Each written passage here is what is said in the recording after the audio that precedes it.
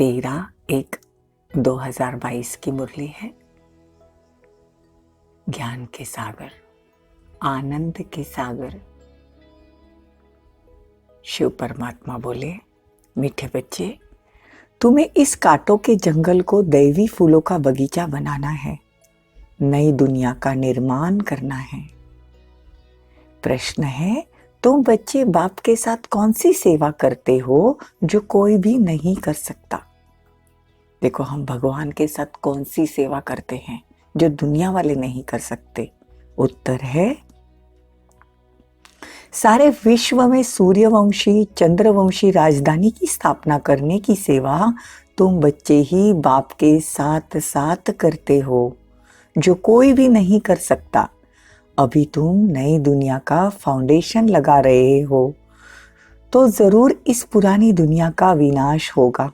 दैवी फूलों का बगीचा बनाना, कांटों के जंगल को खत्म करना, यह बाप का ही काम है। ये घोर कलयुगी रात से सतयुगी दिन बनाना सिवाय परमात्मा के कोई नहीं कर सकता। गीत है, ओम नमः शिवाय। ओम शांति। जब कोई साधु संत या विद्वान लोग भाषण करते हैं तो पहले कोई न कोई को नमस्ते करते हैं। कोई शिवाय नमः कहते हैं, कोई कृष्ण नमः कहते हैं, कोई गणेश नमः भी कहते हैं, परंतु नमस्ते तो ऊंचे ते ऊंचे एक बाप को ही करना चाहिए। बच्चे जानते हैं, ऊंचे ते ऊंचा एक भगवान है, उसका नाम है शिव। गाते भी है ओम नमः शिवाय। शिव को हमेशा बाबा कहते हैं। शिव बाबा पहले पहले रचना रचते हैं। रचयिता कौन है? शिव बाबा। ब्रह्मा को रचते हैं, फिर ब्रह्मा द्वारा हम बच्चे एडॉप्ट करते हैं। तो बाबा कहते हैं कि मैं क्रिएटर हूँ, परंतु दुनिया वाले ये बात जानते नहीं। कहते हैं पतित पावन आओ, लेकिन किसको कहते हैं ये पता नहीं। पतित दुनिया में आओ तो कौन आएगा? पावन आत्मा पतित दुनिया में आती है, जो एवर प्योर है, जो कभी जन्म मरण के चक्कर में नहीं आती। आप बैठ समझाते हैं। आगे भी समझाया था कि हे बच्चे, तुम अपने दुख सुख के जन्मों को नहीं जानते हो। मैं जो ज्ञान का सागर हूँ, नॉलेजफुल हूँ, वो बैठ तुमको समझाता हूँ। शिव बाबा कहते हैं, मैं मनुष्य सृष्टि का बीज रूप हूँ। मनुष्य कल्प वृक्ष का जो झाड़ है, उसमें मनुष्य आत्माएं जो है, वो आत्माओं का परमात्मा बीज रूप है। और वो कहते हैं कि मैं इस पतित दुनिया में आता हूँ पावन दुनिया बनाने। देखो, ये राज आज बाबा सृष्टि चक्र का समझा रहे कि कैसे हम अपने जन्मों को नहीं जानते। अगर हमको कोई पूछे पिछले मंडे आपने कौन सी सब्जी खाई थी, तो हमको वो तक याद नहीं। तो 5000 साल पहले हम देवी देवता थे, ये हमको कैसे याद रह सकता है? भगवान आकर याद दिलाते हैं कि देखो, तुम ही देवी देवता थे, तो भी हम पतित बने हो। अजामिल जैसे हम पापी बन गए हैं, तो हम पापियों का उद्धार करने परमात्मा आते हैं। तो हमको ऐसा लगता है कि हमारे में तो कोई गुण ही नहीं है, तो हम कैसे देवता बन सकते हैं? लेकिन ये काम परमात्मा का है। हमको क्या करना है? सिर्फ उनकी श्रेष्ठ मत पर चलना है। कैसे? सिर्फ रोज उनको याद करना है, दिल ही दिल में उनसे बातें करनी है, और मुरली का अध्ययन रोज करना है, रोज करना है।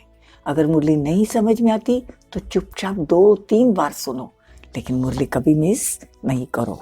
इससे ही उच्च पद मिलेगा। भगवान कहते हैं कि मैं पावन दुनिया को हेवन अथवा गार्डन कहा जाता है। फिर जब दुनिया पतित होती है तो कांटों का जंगल कहा जाता है। बेशुमार मनुष्य हो जाते हैं, फिर माया का राज्य शुरू हो जाता है। किसी को भी समझाना है कि आज से 5000 वर्ष पहले भारत गार्डन ऑफ गॉड था। मनुष्य बहुत सुखी थे। देखो, हमारे ही 84 जन्मों की कहानी आज बाबा बता रहे। देखो, कहानी के रूप में सुनो कि 5000 वर्ष पहले भगवान आए थे संगम पर, और फिर आकर हमको मनुष्य से देवता बनाने लायक मुरली सुनाई। उनकी श्रेष्ठ मत पर चल चल कर हमारे आत्मा में जो भी अवगुण थे वो निकलना शुरू हो गए। धीरे धीरे हम देवता बन गए। तो सतयुग में हम देवता बहुत सुखी थे। सिर्फ नई दुनिया थी वहां पे, भारत, और कोई खंड नहीं था, अमेरिका नहीं, रशिया नहीं, कोई कंट्री नहीं, सिर्फ भारत। तब मनुष्य बहुत सुखी थे। जनसंख्या कितनी सतयुग की? सिर्फ 9 लाख। फिर जो 16 कला संपूर्ण थे, त्रेता में आए तो थोड़ा सा कला कम हुई, मतलब 16 कला से 14 कला। दुख नहीं था, लेकिन सिर्फ कला कम हुई। फिर द्वापर में आए तो और कला कम हो गई। फिर कलयुग में आए तो और कला कम हो गई। अभी तो हम 9 कला बन गए। अभी परमात्मा आते संगम पर वापस, और फिर हमको पुरुषोत्तम बनाते, इसीलिए उसको पुरुषोत्तम संगम युग कहते हैं। पुरुष को उत्तम बनाने का युग, इसीलिए पुरुषोत्तम। तो अगर हमारे में बहुत सारे अवगुण हैं, कोई बात नहीं, बाबा की श्रीमत पर चलते रहना है और अपनी चेकिंग करती रहनी है। धीरे धीरे भगवान कब हमको पत्थर बुद्धि से पारस बुद्धि बना देगा, वो उसका काम है। इसीलिए मुरली जब सुनते हैं ना, तो बड़े रिगार्ड से, ध्यान से सुनो। एक 10 मिनट तो देना होता है भगवान के लिए, 10-15 मिनट बड़े दिल से, बड़े प्यार से भगवान की मुरली सुनो। मनुष्य ही सुखी थे। नई दुनिया में सिर्फ भारत था, कोई खंड का नाम निशान नहीं। नए भारत में फिर नई दिल्ली थी, जिसको परिस्तान कहा जाता है। भारत हीरे जैसा था, उसको ही सुखधाम कहते हैं। अब तो पुराना हो गया है, अब दुखधाम कहते हैं। अब बाबा समझाते हैं कि वापस मैं नई दुनिया, नई दिल्ली में स्थापन कर रहा हूँ। तो अब बाबा समझाते, आजकल दिल्ली में विश्व निर्माण प्रदर्शनी लगती है मनुष्य को समझाने के लिए। यह पहली बार है जो ब्रह्म कुमार कुमारियां बैठ समझाती है। भारत नया था तब सुखी थे, लक्ष्मी नारायण का राज्य था, उसको विष्णुपुरी भी कहते हैं, और अभी रावणपुरी। दुनिया में सब दुखी है, एक दूसरे को काटे ही देते हैं। तो भगवान कहते हैं कि ये दुख की दुनिया का विनाश कर मैं नई दुनिया स्थापन करने आया हूँ। भारत तो गार्डन ऑफ अल्लाह था, गॉड ने स्थापन किया था, इसीलिए उसको शिवालय कहते हैं। बाबा कहते हैं बच्चे सबको निमंत्रण दो, सबको बताओ, आकर चित्रों पर समझो कि नई दुनिया कैसी थी, अब पुरानी दुनिया कैसी बनी है। भगवान खुद इस दुनिया में आते हैं और आकर अपना परिचय देते हैं। तो बाबा कहते हैं उनको कहो आकर समझो, आकर देखो और श्रीमत दो। बाबा को बुलाते हैं, आकर देखो। बाबा देखो हम प्रदर्शनी कैसे समझा रहे, आकर देखो, और बाबा आप श्रीमत दो। बुलाते हैं ना बच्चे, बाबा को बुलाते हैं कि बाबा आकर श्रीमत दो। वास्तव में सारी दुनिया की आत्माएं शिव की संतान है और प्रजापिता के बच्चे हैं। यह हर एक आत्मा का पार्ट सारा नोंदा हुआ है। अपने भ्रुकुटी के बीच में जो आत्मा है, उसमें पूरे 84 जन्म का पार्ट सेव है। वो पार्ट अनुसार सब चलते हैं। पहले पार्टधारी यह थे लक्ष्मी नारायण, जिनको पूरे 84 जन्म लेने हैं। पुनर्जन्म लेने का रस्म तो तब से शुरू हुआ। सतो प्रदान से सतो रजो तमो में आत्मा की स्टेजेस आती है, धीरे धीरे बैटरी डिस्चार्ज होती है। तो बाबा कहते हैं अभी बैटरी तो पूरी डिस्चार्ज हो गई। पहले 16 कला थे, फिर 14 कला बने। फिर बाबा कहते हैं सुखधाम खत्म हुआ, फिर द्वापर से दुख शुरू हुआ। फिर भी बाबा कहते हैं तब भी मेरा आना नहीं था, मेरा आना तो संगम पर है। मैं ब्रह्मा विष्णु शंकर का भी रचयिता हूँ, इसीलिए मुझे उच्चते उच्च परमात्मा कहते हैं। अभी हम आत्माओं में 9 कला, जरा भी कला नहीं रही, तो हम अपने को हिंदू कहना शुरू कर देते। मतलब हम असूल में है देवी देवता धर्म के, लेकिन देवी देवता तो कह नहीं सकते अपने को, तो हम क्या कहते हैं, हम तो हिंदू है। देखो बाबा हर एक बात का राज बहुत अच्छे से समझा रहे हैं। अब पतित बने हैं तो पतित बनाने वाला कौन, ये भी बाप समझाते हैं। बच्चे फिर और भाई बहनों को समझाते हैं। पतित बनाने वाला रावण, जिसको वर्ष वर्ष तुम जलाते हो, रावण का कोई रूप नहीं है, वो तो गुप्त है। देखो रावण नाम का कोई इंसान नहीं है। देखो हर एक आत्मा के अंदर 5 विकार है। 5 विकार स्त्री के हैं, 5 विकार पुरुष के हैं। यह भारत का बड़े से बड़ा दुश्मन है रावण, भारत को जिसने कौड़ी तुल्य बना दिया। अब बाबा कहते हैं रावण पर जीत पहनो। रावण पर जीत पहनो मतलब अपने अंदर के जो 5 विकार है, काम, क्रोध, लोभ, मोह, अहंकार, ये सब हमको हटाने हैं। और उसके बाल बच्चे ईर्ष्या, द्वेष, नफरत, पता भी नहीं चलता कि हमारे में कब मर्ज हो जाती है, क्योंकि है ही रावण राज्य। तो पूरी दुनिया में मनुष्य में ये विकार है और परमात्मा सिर्फ ये विकार निकालने के लिए आते हैं। बाबा कहते ये विकारों को छोड़ो, आत्मा को वापस प्योर बनाओ, आत्मा में दैवी गुण धारण करो, तो तुम देवता बन जाएंगे। कितना सिंपल है। इसके लिए हमने कितने उपवास, जप, तप, भगवान के मंदिरों के स्थान पर गए, लेकिन घर पे आके तो जैसे थे वैसे। तो भगवान आप हमको स्वर्ग में चलने के लायक बनाते हैं। तो श्रीमत भगवान की है। भगवान उवाच, हे बच्चों अथवा हे आत्माएं, तुम सारा समय देह अभिमान में रहे। द्वापर युग से खुद को क्या समझते रहे? बॉडी ही समझते रहे। तो बॉडी में ही ये 5 विकार है, ये बॉडी के ही है ना। जैसे हम खुद को बॉडी समझते हैं तो ये 5 विकार आ जाते हैं। देह, देह के संबंध, देह के पदार्थ, देह अभिमान, फिर देह अभिमान आता है तो फिर क्रोध भी आता है, फिर काम, क्रोध, लोभ, मोह, ईर्ष्या। जैसे ही खुद को बॉडी समझा तो ये सब आने लगा, और जैसे ही खुद को आत्मा समझा, बाबा कहते खुद को देही अभिमानी समझो। देह अभिमान मत आओ, देही अभिमानी। देही अभिमानी मतलब आत्म अभिमानी। और जैसे ही हम खुद को आत्मा निश्चय करते हैं तो प्रेम, सुख, आनंद, शक्ति, ज्ञान, पवित्रता, आत्मा के 7 गुण व्यवहार में आने लगते हैं। इतना सिंपल तरीका है जो भगवान आके बताते हैं। कहते बच्चे सारा समय तुम देह अभिमान में रहे, अब देही अभिमानी बनो। तुम आत्मा अमर हो, एक शरीर छोड़ दूसरा लेती हो। आत्मा में ही सब पार्ट नोंदा हुआ है। तो बाबा कहते हैं मैं आता ही हूँ यहाँ पर ब्रह्म कुमार, ब्रह्म कुमारी की स्थापना करने, और आकर तुम सब पर ज्ञान वर्षा करता हूँ। इसीलिए गाया जाता है, ज्ञान सूर्य प्रगटा, अज्ञान अंधेर विनाश। उस सूर्य की बात नहीं, मैं ज्ञान सूर्य इस समय ज्ञान की वर्षा करता हूँ।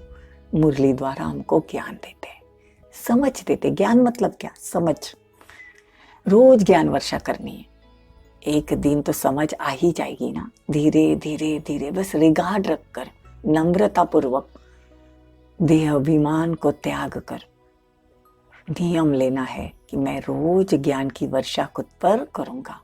बाबा के सामने बैठ जाना है और दिल और जान, सिक और प्रेम से उसकी शरण लेकर मुरली सुनना है। देखना, जब ये विधि पूर्वक जब आप भगवान की मुरली सुनते हो ना, तो आपको खुद को भी नहीं पता चलेगा कि हमारे में कब परिवर्तन आना शुरू हो जाएगा। भगवान कहते हैं तुम बच्चों को यह स्थापना और विनाश का राज भी समझाता हूँ। दुनिया में तो सारा दिन भगवान को ढूंढते रहे। देखो द्वापर से हम कितना भगवान को ढूंढते थे। भगवान को ढूंढने के लिए हमने कितने मंदिर, मस्जिद, गुरुद्वारे में भी धक्के खाए। तो बाबा कहते ये भी ड्रामा में नूंद है, ये भी धक्का खाना, जो ड्रामा बना है 5000 साल का, उसमें नूंद है।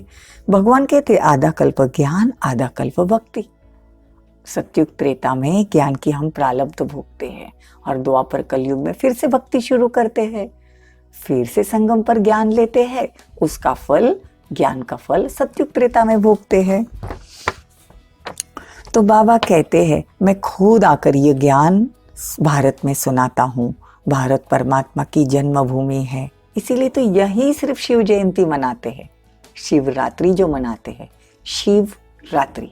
दूसरों के लिए शिव जयंती, राम नवमी, कृष्ण जन्माष्टमी, लेकिन परमात्मा के लिए कहते हैं शिवरात्रि, क्योंकि वो रात्रि में आता है। रात्रि मतलब स्थूल वाली जो हद वाली जो रात्र होती है वो नहीं, कलयुग के अंत में, घोर कलयुगी रात, अज्ञान की रात में सब सोए पुड़े हैं, कुंभकर्ण की तरह। भगवान तब आते हैं और आकर ज्ञान सुनाते हैं। इससे सिद्ध होता है कि भारत में ही परमात्मा की जयंती मनाते हैं। बाबा कहते मैं आता ही भारत में हूँ, आकर पतितों को पावन बनाता हूँ। जो पूज्य लक्ष्मी नारायण थे वही पुजारी बन के पड़े। पुनर्जन्म लेते लेते हम आत्मा लक्ष्मी नारायण सतयुग में, फिर त्रेता में भी देवता है, फिर द्वापर में थोड़ा थोड़ा जैसे बॉडी कॉन्शियस में गए दुख शुरू हुआ। हम खुद पूज्य थे, हमने अपनी ही मूर्तियों की पूजा शुरू कर दी। सबसे पहले शिव की भक्ति शुरू हुई, अव्यभिचारी भक्ति उसे कहते हैं। फिर व्यभिचारी भक्ति मतलब लक्ष्मी की, नारायण की, गणपति की, राम की, हनुमान की। और फिर दुख इतना बढ़ गया कि हमने झाड़ की पूजा मतलब वृक्ष की पूजा, नदी की पूजा। और अभी इतना दुख बढ़ गया है, आत्मा में ताकत तो रही नहीं है, तो फिर नजर न लगे इसलिए कुछ लगाते हैं, या फिर बहुत सारी चीजें ऑनलाइन से मंगाते हैं जिससे किसी की नजर न लगे, हमारे जीवन के दुख दूर हो। मेन बात है आत्मा डिस्चार्ज हो गई, बस बाबा जड़ पे काम करते हैं। बाबा कहते हैं ये सब तुमको करने की जरूरत नहीं, तुमको क्या करना है, सिर्फ आत्मा को पावरफुल बनाओ। जैसे जैसे आत्मा पावरफुल बनती जाएगी, स्टेजेस ऊपर चढ़ती जाएगी, और आत्मा इतनी पावरफुल बन जाएगी जो सतो प्रधान बन जाएगी, तो देवता बन जाएंगे, तो संकल्प से सिद्धि होगी। तो बात क्या है, आत्मा जो डिस्चार्ज हो गई है उसको परमात्मा के साथ कनेक्ट करना है। बॉडी से हम कनेक्ट नहीं हो सकते। देखो हम अगर कोई तार लेते हैं, उसके ऊपर रबर रहता है, रबर को हम छीलेंगे, फिर उसकी तार निकालेंगे, फिर दूसरी तार को तार जॉइंट करेंगे, तब करंट पास होती है। तो ये शरीर रूपी जो रबर है, हाँ, ये जो चमड़ा है वो ऊपर से निकालना पड़ेगा, खुद को आत्मा समझना पड़ेगा। और आत्मा समझकर उस परमात्मा को जब हम याद करते हैं तो बैटरी चार्ज होना शुरू हो जाती है। मुख्य बात है कहीं भी बैठे हो, बस दिल ही दिल में आत्मा समझकर परमात्मा को याद करना, ये अंडरलाइन करना। देह समझकर याद करेंगे तो 1 सेकंड में योग टूट जाएगा, देह के संबंधी, देह के पदार्थ सब याद आने लगेंगे, तो आत्मा की बैटरी चार्ज नहीं होगी। बाप कहते हैं मैं नई दुनिया का फाउंडेशन लगाता हूं संगम पर और पुरानी दुनिया का विनाश। तो बाबा कहते हैं मैं आया ही हूं आपके लिए सतयुग की स्थापना करने। तो बच्चों को परमात्मा की श्रीमत पर चलना है। श्रीमत मतलब श्रेष्ठ मत, इसीलिए श्रीमत भगवद गीता गाई हुई है। वास्तव में सारी दुनिया आत्माएं परमात्मा की संतान है। अब तुम भगवान से जितना योग लगाओगे, अपने स्वीट होम परम धाम को जितना याद करोगे, उतना तुम इस कब्रिस्तान से तुम्हारी बुद्धि दूर होती जाएगी। भारत जो परिस्तान था सब कब्रिस्तान बना है, फिर परिस्तान बनेगा। यह चक्र है। विश्व नई दुनिया तैयार हो जाएगी, पुरानी को आग लगनी ही है। तुमको नई दुनिया के लिए हम तैयार करते हैं। वहाँ चलकर हीरे जवाहरात के महल बनाएंगे। अब तो तुम झोपड़ियों में हो। देखो बाबा क्या कहते हैं, ज्ञान से तुम नए विश्व के मालिक बनेंगे। अब 16 कला बने हो, फिर 14 कला, फिर कला कमती हो जाएगी, फिर वापस कलयुग आएगा। कलयुग में 9 कला। भारत पावन था, अब पतित बना है। ये सारा खेल भारत पर है। भारत ही विश्व गुरु बनेगा। रावण से हारे हार, अब तुम श्रीमत पर जीत पा रहे हो। किस पे? रावण पर। रावण कौन? हमारे 5 विकार। धीरे धीरे धीरे धीरे हमारे में से विकार कम होते जाएंगे, आत्मा सतो प्रधान देवी गुण वाली बन जाएगी और हम उड़ जाएंगे। अच्छा, मीठे मीठे सिकी लदे बच्चों प्रति माता पिता बाप दादा का याद प्यार और गुड मॉर्निंग। रूहानी बाप की रूहानी बच्चों को नमस्ते। हम रूहानी बच्चों की रूहानी माता पिता बाप दादा को याद प्यार, गुड मॉर्निंग, नमस्ते, थैंक यू, बहुत बहुत शुक्रिया। धारणा के लिए मुख्य सार, श्रीमत पर भारत को पावन बनाने की सेवा करनी है। रावण की मत को छोड़ एक बाप की श्रीमत पर चलना है। इस दुखधाम को भूल अपने स्वीट होम शांति धाम को याद करना, स्वयं को नई दुनिया में चलने के लिए तैयार करना।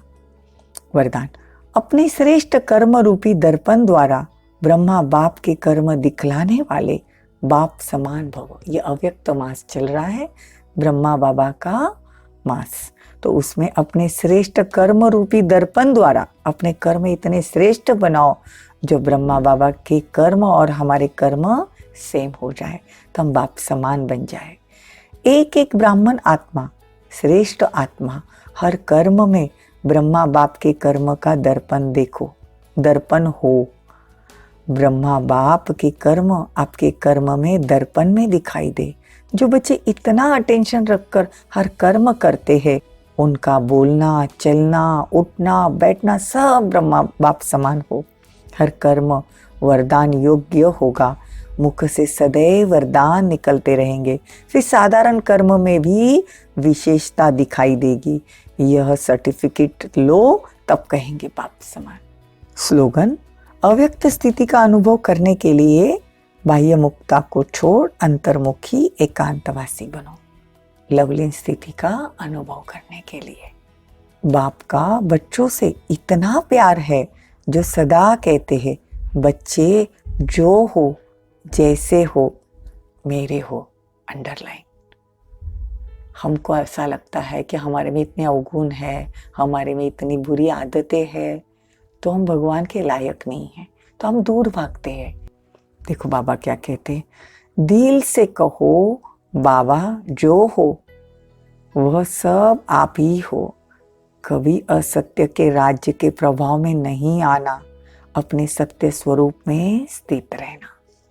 कभी भी असत्य का मार्ग, असत्य बोलना, असत्य वाली कोई भी रावण की चीज नहीं अपनाना। देखा बाबा बार बार कहते हैं कि मैं सत्यम शिवम सुंदरम। अगर मेरा दिल जीतना है तो तुमको भी सत्य के मार्ग पर चलना है। करना क्या है, धीरे धीरे असत्य को छोड़ सत्य की ओर बढ़ना है, क्योंकि सत्य की हमेशा जीत होती है। तो अभी परमात्मा खुद आए हैं, तो हमको भी रावण पर जीत पहननी है। ओम शांति, ओम शांति।